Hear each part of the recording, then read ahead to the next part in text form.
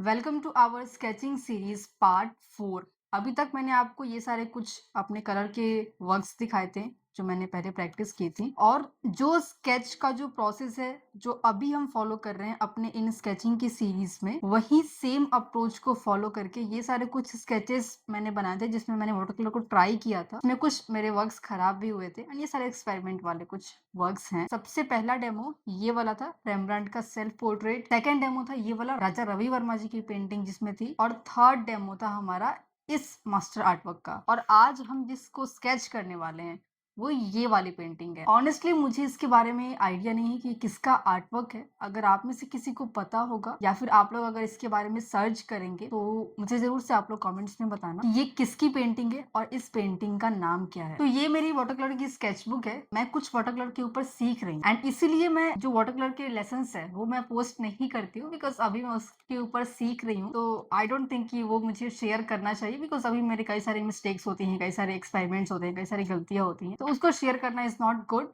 But इसमें जो drawing का पार्ट में जो फंडामेंटल्स के पार्ट है, इसमें कंस्ट्रक्शन का जो पार्ट है, वो सब चीजें आई फील कि वो अगर मैं शेयर करती हूँ तो वो आपको हेल्प कर सकता है। इसीलिए इसमें जो स्केचेस वाले पार्ट है कि इसका हमें स्केच किस तरीके से करना है, इसको स्टेप बाय स्टेप अप्रोच किस तरीके से करना है, उसको मैं इस सीरीज में पोस्ट कर रही हूँ। ये हमारा A5 साइज का स्केचबुक है, और प्रिंट आउट की जो हमारी साइज है वो भी काफी ठीक ठाक है। तो हम चाहें तो इसको सेम साइज का भी यहाँ पे स्केच कर सकते हैं, या फिर अपने कोई भी साइज के हिसाब से हम कर सकते हैं। हमें जितना अच्छा लगता है कि हाँ मुझे फेस यहाँ पे रखना है, या फिर मुझे इतना छोटा सा फेस बनाना है, या फिर मुझे इतना बड़ा सा फेस बनाना है, बॉडी के मुझे इस पार्ट को ही इतना तक ही दिखाना है, तो वो सब कुछ हम अपने हिसाब से देख करके इसमें कंपोजिशन को चेंज कर सकते हैं। जैसे कि मैंने आपको पहले भी शेयर किया है, यहाँ हम क्विक स्केचेस बना रहे हैं, तो यहाँ पे अपने हिसाब से हम कुछ चेंजेस ऐड कर सकते हैं। यहाँ पे हम कुछ एक्सपेरिमेंट्स कर सकते हैं।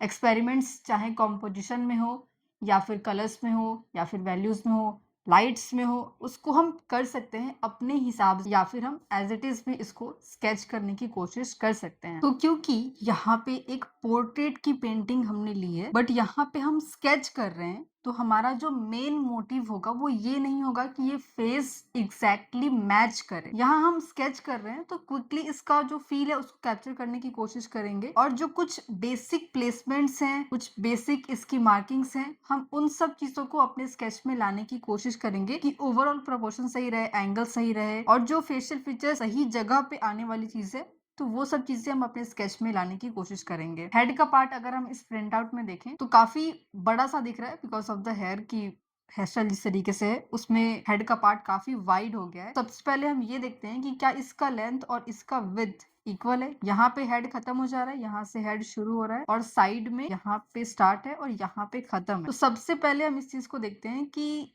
इसका प्रपोर्शन कैसा है। थोड़ा सा ये जो विथ का पार्ट है ये ज्यादा है। अगर आप इस चीज को वापस से देखें, यहाँ तक विथ है, इसको अगर हम लेंथ से कंपेयर करते हैं तो हल्का सा ये ऊपर जा रहा है। हम अपने हिसाब से बना सकते हैं, हम जिस भी साइज का बनाना चाहते हैं हम उतने साइज का बना सकते हैं। बस हम उसमें क्या करेंगे कि लेंथ के अकॉर्डिंग जो विड्थ का प्रपोर्शन हमने यहाँ पे देखा था, तो वही सेम चीज को अपने वाले स्केच में भी रखेंगे हम, साइज चाहे कोई भी रखे। तो सपोज कि मुझे इस पेपर के, अपने पेपर के हिसाब से मुझे लग रहा है कि यहाँ पे अगर मैं इतना बड़ा हेड बनाऊं, इतना बड़ा, चलो यहाँ से बनाते हैं क्योंकि फेस थोड़ा सा इस साइड में टर्न है, तो इस साइड में थोड़ा सा स्पेस ज्यादा रखती हूँ। इतना में अगर हम इसको बनाते हैं तो इसके हिसाब से जो इसका लेंथ होगा ये थोड़ा सा कम होगा। वहां से शुरू हो रहा है, यहाँ पे खत्म हो रहा है, तो विड्थ इतना है। विड्थ के अकॉर्डिंग अगर हम लेंथ देखें थोड़ा सा छोटा है, जो कि इसमें भी आ रहा था। यहाँ पे मैंने सेंटर निकाला है, जो मैं आपको अभी दिखा रही हूँ ना, कि इसको पहले हम इस तरीके से प्रपोर्शन देखेंगे कि हेड के अकॉर्डिंग विड्थ कितना है, इसका सेंटर निकालेंगे, फिर एक एक प्लेसमेंट को करेंगे। जरूरी नहीं है कि ये सेम अप्रोच मैं अपने हर एक स्केच में करती हूँ। अभी जो हमारा मोटिव है कि ये एक मास्टर आर्ट वर्क, और यहाँ पे मुझे इसके बाद में वाटर कलर को भी स्टडी करना है। तो यहाँ पे मैं क्या चाह रही हूँ कि मेरे जो स्केचेस है इनमें ड्रॉइंग सही रहे, ये लॉन्ग आवर्स की स्टडी भी ना हो, और ये बहुत क्विक रफ सा स्केच भी ना हो। ये बीच-बीच की चीज़ मैं यहाँ पे चाहती हूँ कि प्रोपोर्शन सही रहे, एंगल सही रहे, ड्राइंग सही रहे, ताकि इसके ऊपर मैं वाटर कलर का तुरंत से स्केच कर बस ये सारी जो चीज़ें मैं आपको यहाँ पे करके दिखा रही हूँ कि यहाँ पे हमने सेंटर निकाला, फिर हमने इसका प्लेसमेंट वगैरह देखा, फिर अभी एक-एक चीज़ की यहाँ पे हम प्लेसमेंट भी देखेंगे। तो वो सब चीज़ें हम वहाँ पे सोच रहे होते हैं, जहाँ पे हम क्विक स्केचेस बनाते हैं, जहाँ पे हम क्विकली वर्क करते हैं, शेप्स में काम करते हैं, लूमिस से हमने इसका प्लेसमेंट किया, तुरंत से फिर हमने इसका स्केच किया। तो हम वैसे भी करते हैं और वहाँ पे ये सारी चीज़ माइंड में हमारी चलती हैं, पेपर पे नहीं चलती हैं। इसका जो सेंटर पॉइंट है, ये फेस के एग्ज़ैक्ट सेंटर में नहीं आ रहा है। फेस का जो सेंटर है, वो यहाँ पे है। यहाँ पे आईब्रो आ रहा है और इसके नीचे जब हम इसको हाफ से हल्का-सा कम कर देंगे ऐसे, तो यहाँ पे नोज़ आ जाएगा और ये हाफ से ज़्यादा होगा। ये हल्का-सा पार्ट हमें यहाँ पे दिख रहा है बाल के लिए, तो फिर हम अपने साइज़ के अकॉर्डिंग उसको हम कर सकते हैं कि ऊपर का ये बाल हो गया, नीचे चिन आ गया, यहाँ पे नोज़ आ गया, यहाँ पे आईब्रो आ गई। और अब जो साइड के एरियाज़ कि अगर हम यहाँ से यहाँ तक के पार्ट को हाफ करते हैं, तो उसके हिसाब से बाल कहाँ पे आ रहा है। इधर के साइड को अगर हम आधा कर देते हैं, तो क्या ये वाला जो पार्ट है ये यहीं पे आ रहा है या फिर हल्का-सा ज़्यादा है। फिर उसको देखते हुए अपने वाले स्केच में हम उसको प्लेस कर लेंगे सिंपली। ये हल्का-सा ज़्यादा दिख रहा है और ये बाल का एरिया हल्का-सा कम दिख रहा है, तो मैंने भी उस चीज़ को अपने स्केच में किया। अब इधर साइड का जो पार्ट है, फेस कम है, बाल ज़्यादा है। तो हमारा जो स्केच का साइज़ है, उसके हिसाब से हम उसमें देखेंगे और फिर जो बेसिक फेस का शेप है, उसको यहाँ पे हम पहले प्लेस कर देंगे। ये सारी जो प्लेसमेंट्स हैं, मार्किंग्स हैं, ये सब अभी रफ मार्किंग्स हैं। इसको हम बाद में और समझ के इसको हल्का-सा रेक्टिफाई कर सकते हैं। यहाँ पे बाल आएगा, मतलब आ सकता है, यहाँ से रहेगा। ये सब ऐसा कुछ नहीं है कि हम इसको बहुत बहुत ज़्यादा ही मेज़रमेंट करके, बहुत ज़्यादा इसको चेक करके बना रहे हैं। ये सब भी रफ स्केचेस ही हैं। नाक को अगर हम इधर लेकर के जा रहे हैं, तो इससे कान कितना ऊपर है। हल्का-सा फेस नीचे की तरफ टर्न है, हल्का-सा, इसीलिए कान ऊपर गया। तो इस चीज़ को अपने स्केचेस में भी हम समझते हैं कि यहाँ पे अगर हम आ रहे हैं, तो कान यहाँ पे नहीं है, कान हल्का-सा ऊपर दिख रहा है और हल्का-सा कान यहाँ पे विज़िबल है। उसके बाद सिर्फ़ बाल, इतना नीचे में करीब बाल का एरिया है। तो ये सब ऊपर-ऊपर की चीज़ें हमें दिख रही हैं यहाँ पे। पहले हम प्लेसमेंट्स वगैरह कर लेते हैं सो दैट आगे हमें कुछ बड़ी प्रॉब्लम्स ना आए। जैसे कि पूरा ही स्केच चेंज हो गया, लेंथ गलत हो गया, विड्थ गलत हो गया, प्लेसमेंट्स गलत हो गए, तो वो सारी प्रॉब्लम्स ना आए, इसीलिए हम अभी ऊपर-ऊपर की मार्किंग्स पहले अच्छे से कर लें। यहाँ से नेक शुरू होगा, नेक आईब्रो के पास से यहाँ से शुरू हो रहा है, फिर इस साइड में नेक यहाँ से शुरू हो रहा है करीब। ये थोड़ा-सा लंबा इस साइड से लंबा है, इस साइड से छोटा है। इसको हमने थोड़ा-सा लंबा कर दिया। ये यहाँ से 2 पार्ट में ब्रेक हो रहा है नेक। एक ऐसे है और फिर एक ऐसे है। अब ये लाइन ब्रेक कहाँ से हो रही है? जहाँ पे चिन खत्म हो रहा है। तो अपने वाले में भी हम उस चीज़ को करेंगे, यहाँ पे हल्का-सा भी कट होगा, तो यहाँ से हमारा भी टर्न हो जाएगा। ये सब जो छोटी-छोटी चीज़ें हैं, ये हम नोटिस करते रहते हैं अपने रेफ़रेंस के अंदर कि किस पार्ट को हम कहाँ से लेकर के जाएँगे, तो वो कहाँ पे आएगा। ये सब चीज़ें हम देखते रहते हैं। तब एक स्केच जब बनता है, तो उसके फंडामेंटल्स, उसके बेसिक्स अच्छे होते हैं। फिर यहाँ से कुछ बाल कपड़े का एरिया है, यहाँ तक ड्रेस का पार्ट आ रहा है हमारा, ठीक है? तो इसको हम फेस के अकॉर्डिंग देखते हैं। अगर हम इसको नीचे की तरफ लेकर के आ रहे हैं, नहीं, ये ज़्यादा हो गया। अगर हम सिर्फ़ फेस को देखते हैं, यहाँ तक फेस है, अगर हम इसको नीचे लेकर के आएँ, तो ये एग्ज़ैक्ट है करीब-करीब से। तो हमारे में जो फेस का साइज़ हमने डिसाइड किया है, उसको जब हम नीचे की तरफ लेकर के आएँगे, तो करीब यहाँ तक ड्रेस का पार्ट आना चाहिए। अगर ये सारी मार्किंग सही नहीं है, तो फिर इसके बाद चाहे आप कितना भी इसमें डिटेल्स ऐड कर लें, ये एक-एक मोती बना ले, इसका ड्रेस बना ले अच्छे से, कोई भी चीज़ वर्क नहीं करेगी। आपका स्केच एट द एंड अच्छा नहीं दिखेगा। तो इसीलिए ये सारे जो स्टार्टिंग स्टेज की चीज़ें हैं, कि हम किसको कहाँ पे रख रहे हैं, उस पे अगर आप थोड़ा-सा फ़ोकस कर लेते हैं, हल्का-सा, तो वो चीज़ आपके स्केच को काफ़ी अच्छा बना सकती है। अभी हम यहाँ पे सिर्फ़ बड़े-बड़े लाइन्स देख रहे हैं, बड़े-बड़े एंगल्स देख रहे हैं कि कौन-सी चीज़ कहाँ पे आ सकती है। आ सकती है बिकॉज़ ऑब्वियसली यहाँ पे हम कुछ कन्फर्म नहीं है। बस कंपेयर कर रहे हैं, गेस कर रहे हैं कि हाँ, ये चीज़ अगर यहाँ पे है, तो इसके हिसाब से ये इतना होना चाहिए, तो फिर ये यहाँ पे आएगा। अभी बनाते-बनाते अगर हमें इसमें कुछ मिस्टेक्स दिखती हैं, तो उसको फिर हम सही करें और हमारा जो स्केच करने का मोटिव था, उसके जितना ही हम इसको कंप्लीट करेंगे, ना कि इसमें बहुत ज़्यादा हम शेडिंग, डिटेलिंग करेंगे। प्रोपोर्शंस इसके सही रखें, इसमें चीज़ें सही जगह पे हों, उतना तक अगर हम इसको कर लेते हैं, तो हमारा स्केच हो जाएगा। तो ये वाली लाइन के नीचे ये वाला फ़ोल्ड आ रहा है, तो ये वाली लाइन हमारी यहाँ पे है और इसके नीचे ये वाला फ़ोल्ड आएगा और फिर यहाँ पे ड्रेस का पार्ट है। इस साइड वाले में भी अगर हम देखें, तो हल्का-सा कम दिख रहा है मुझे, ये एंगल कम है, शोल्डर का एरिया छोटा दिख रहा है थोड़ा-सा, और ये जब इधर की साइड में जाएगा यहाँ पे, तो ये इससे इतना नीचे है। को देख करके यहाँ पे हमने कुछ बेसिक मार्किंग्स पहले कर ली, ये इतना तक आए। जितनी लाइन्स आपको समझ आए, अभी अभी के स्टेज पे उतनी लाइन्स ही बनानी है। आपको फालतू में बहुत सारी लाइन्स बना कर किसी को भर नहीं देना है। सिंपल लाइन्स है, क्लियर समझ में आ रहा है कि हाँ बाल यहाँ पे आएगा, नाक यहाँ पे आएगा, फेस यहाँ पे है, ड्रेस यहाँ पे है। तो ये था हमारा फर्स्ट स्टेज इस स्केच का, जहाँ पे हमने बस इसके ऊपर की प्लेसमेंट्स की मार्किंग्स। तो कई बार हम स्केचेस को सिर्फ यहाँ तक ही रखते हैं, रफ करते हैं, थोड़ा सा जल्दी बनाते हैं। अभी तो मैंने कुछ टाइम लिया, कुछ समझाने में टाइम लिया, कुछ समझने में टाइम लिया, बट कई बार हम इसको बहुत क्विक रखते हैं कि तुरंत से यहाँ पे हमने प्लेसमेंट्स की, फटाक से ड्रेस के लिए लाइन्स बनाई और हो गया। अब हम इसके बाद के भी कुछ स्टेजेस को हल्का सा रिफाइन करेंगे। आप फर्स्ट स्टेज वाली ड्राइंग को हल्का सा लाइट किया है इस तरीके से इरेजर को करके। आपने नोटिस किया होगा कि मैं पेंसिल को काफी दूर से ऐसे होल्ड करके, बड़ी ग्रिप की पेंसिल मैंने यहाँ पे शार्प की है और इस तरीके से बस इसमें हम लाइंस को बना रहे हैं। और पिछले कुछ डेमोस में मैंने इस पेंसिल का भी यूज किया था। इसके बाद वाले स्टेजेस में जहाँ पे हम इसमें छोटी छोटी चीजों को बना रहे हैं, छोटे छोटे कर्व्स बना रहे हैं, आईज, नोज, लिप्स, ये सब बना रहे हैं, तो यहाँ पे मैंने इस पेंसिल को यूज किया था। ये लॉन्ग लीड की पेंसिल है, ये शॉर्ट लीड की पेंसिल है। इसको हम थोड़ा सा पास से होल्ड करते हैं और इसको हम थोड़ा सा दूर से होल्ड करते हैं। जब हम इसको दूर से होल्ड करते हैं तो इसका यूज हम mainly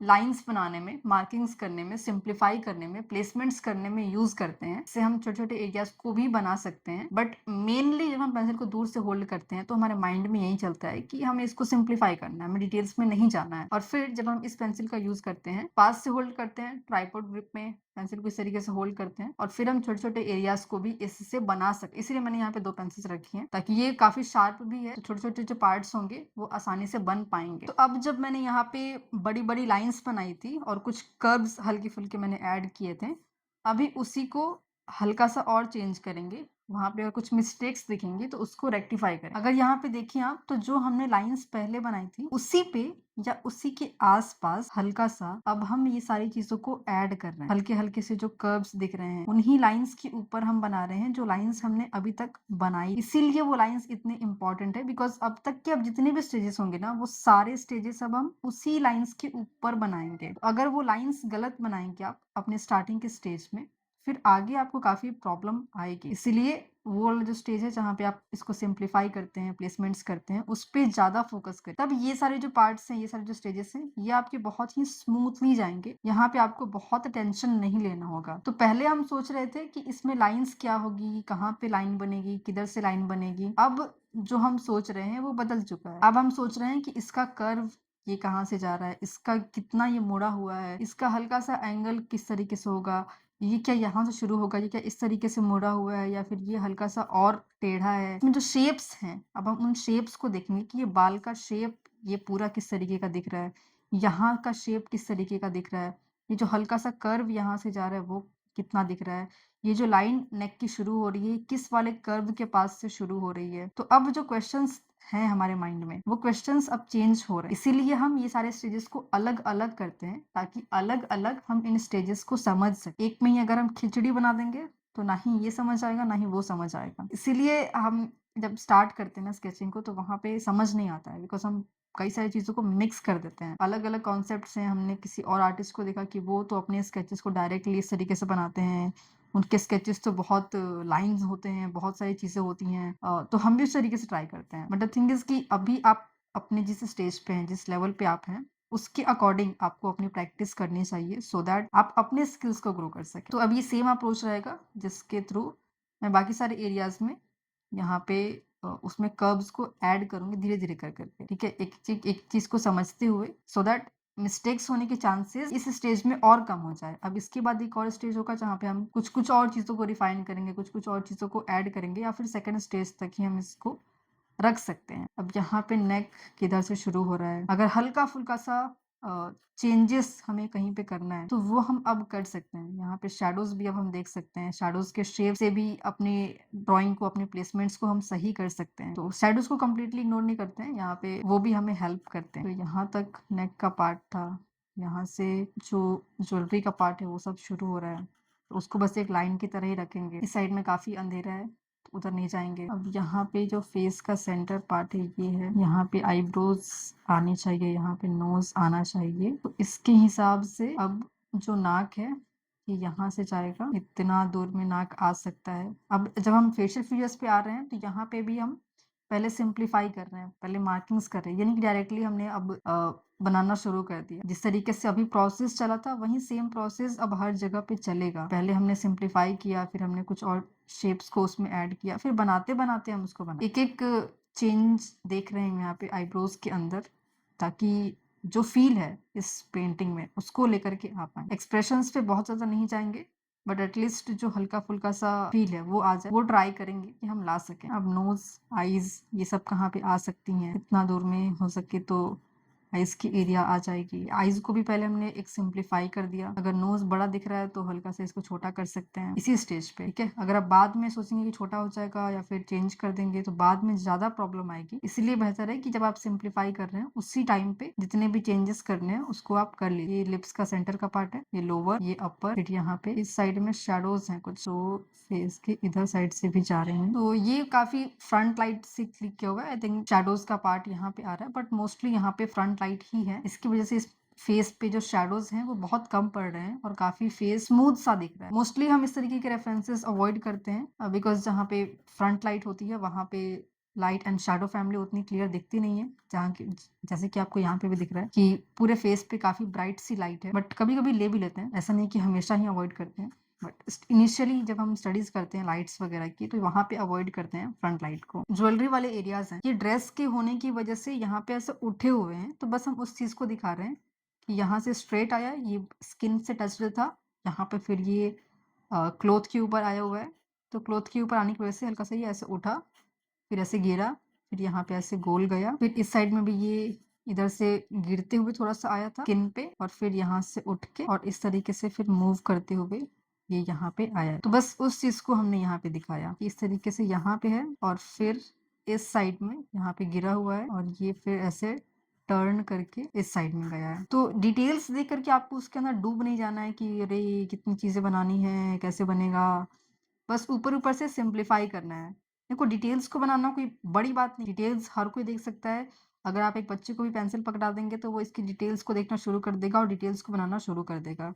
but as an artist हमारा काम होता है कि हम डिटेल्स को कम कर पाए, उसको सिंप्लीफाई कर पाए, बेसिक जो चीजें हैं उसमें हम उसको देख पाए, तो वो चीज मेन होती है, ठीक है? और आपको वही सीखना है, और वही सीखना सबसे डिफिकल्ट भी होता है और इम्पोर्टेंट भी होता है कि हम चीजों के डिटेल्स को इग्नोर करना सीख रहे हैं। यहाँ पे ड्रेस का कुछ एरिया आ गया, यहाँ पे पता नहीं क्या क्या बना हुआ है, तो उतना हम डीप में नहीं जाएंगे, हल्का सा है। चलो इसको इस तरीके से रख देते हैं, सही लगेगा थोड़ा सा। अभी देखो तो हम फेस बना रहे थे, बट फेस से घूमते घूमते हम क्लोथ की तरफ आ गए। इसका रीजन ये है कि लाइक एक तो चीज होती है कि ऑटोमेटिक कि हम करते करते करते करते इधर तक आ गए, और एक हम कॉन्शियसली भी करते हैं कि एक ही एरिया पे हम बहुत देर तक काम नहीं करते हैं। अगर हम फेस पे ही घुसे रहेंगे, सोचेंगे कि उसको एग्ज़ैक्ट बना दो पहले, सही बना दो पहले, फिर दूसरे एरियाज़ पे जाएँगे, तो चांसेस वहाँ पे होते हैं कि गलत हो जाए। वहाँ पे मिस्टेक्स हम ना निकाल पाएँ, बिकॉज़ हमारी आँखें जब बहुत देर तक एक ही चीज़ को देखते रहती है, तो उसमें मिस्टेक्स फिर नहीं निकाल पाते हैं। उसको फिर हमें लगता है कि हाँ, हाँ, अच्छा तो लग रहा है, अच्छा तो लग रहा है।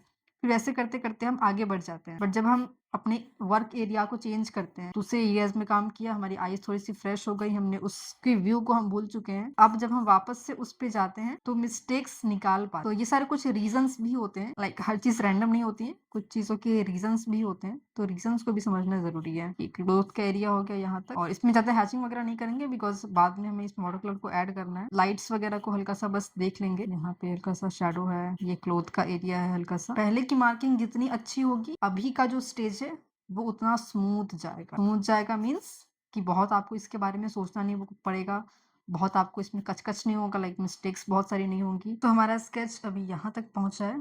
कुछ-कुछ चीज़ों को अभी मैं इसमें सही कर रही हूँ ताकि और इसमें फ़ील को हम कैप्चर कर पाएँ। हालाँकि इतना तक भी ठीक है।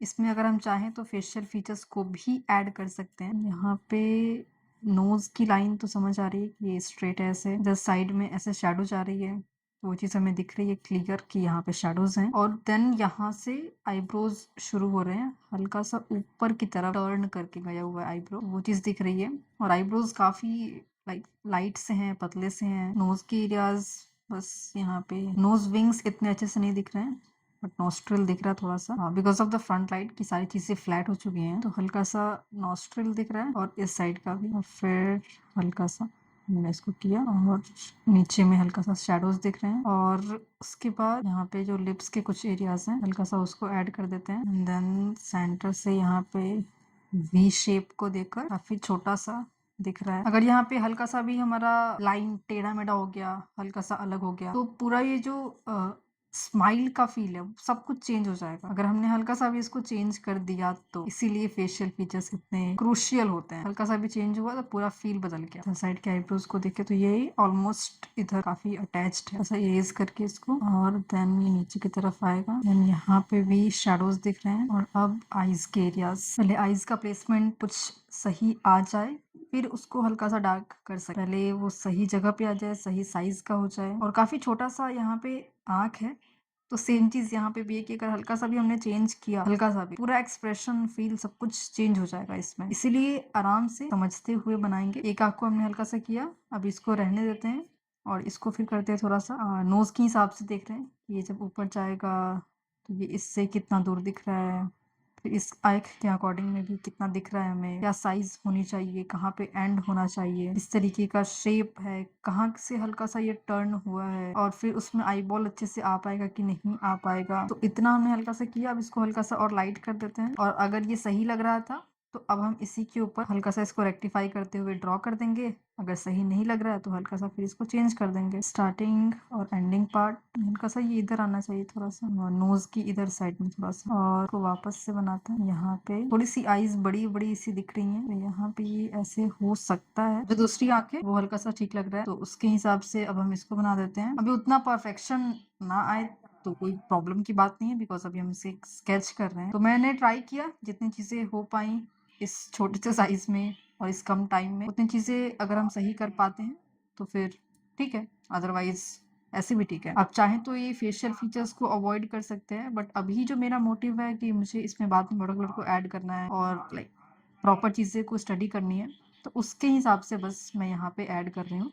जो मैंने आपको फर्स्ट स्टेज दिखाया कि हम पहले लाइंस में सिंप्लीफाई किए, देखिए कि कौन सी चीज कहाँ पे आएगी, सिर्फ वहां तक भी काफी था। कई बार जब हम स्केचेस बनाते हैं तो सिर्फ उसी तरीके के स्केच बनाते हैं जहाँ पे सिर्फ हमने कुछ मार्किंग्स की हैं, कुछ प्लेसमेंट्स की हैं, और बस उतनी ही चीजें उस स्केच में होती हैं। और वही, जैसे कि मैंने आपको शेयर भी किया, कि वही सबसे इम्पोर्टेंट पॉइंट है और वही सबसे मुश्किल पॉइंट भी है कि हम स्टार्टिंग के स्टेज को सही कर रहे हैं। अगर हमारा स्टार्टिंग का स्टेज इस स्केच में अच्छा नहीं होता तो अभी हम चाहे कितना भी इसमें आईज नोज लिप्स अच्छे से बना लिए होते, वो अच्छा बिल्कुल भी नहीं दिखता, लाइक पूरा चेंज हो जाता। बिकॉज अगर स्टार्टिंग का स्टेज ही सही नहीं है, आईज नोज लिप्स सही जगह पे नहीं है बट सही शेप में है, तो उससे कोई फायदा नहीं है। अगर वो सही जगह पे ही नहीं है, तो अगर ऊपर ऊपर से चीजें ही गलत दिख रही हैं, तो अब हम इसको यहीं तक एंड समझते हैं कि जो हमारा मोटिव था उसके हिसाब से हमने इस चीज को यहाँ तक किया हुआ है। अब मैं कुछ टाइम के बाद, लाइक मे बी कुछ दिनों के बाद, मे बी कुछ महीनों के बाद, इसमें मैं वाटर कलर को अप्लाई करूंगी। और जब मैं उस टाइम पे